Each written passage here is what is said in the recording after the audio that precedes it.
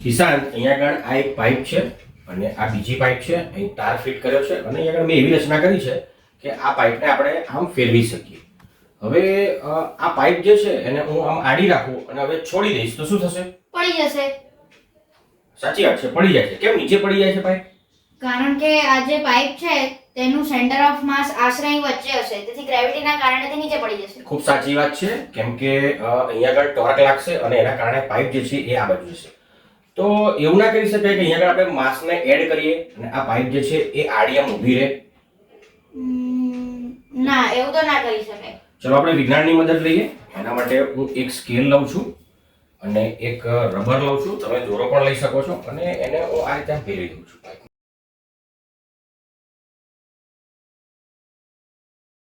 અને હવે ચાલો હું આને છોડું છું, જુઓ શું થાય છે. તો પાઇપ આડીની જગ્યાએ ત્રાસી ઊભી રહે છે. ચલો હવે એની અંદર થોડુંક માસ એડ કરું. ચાવી લઉં છું અને એક ખીલો લઉં છું. આ ખીલાને આની અંદર મૂકું છું આ રીતે. તો જુઓ થોડીક સીધી થઈ અને હવે હું આ ચાવીને લટકાવી દઉં છું.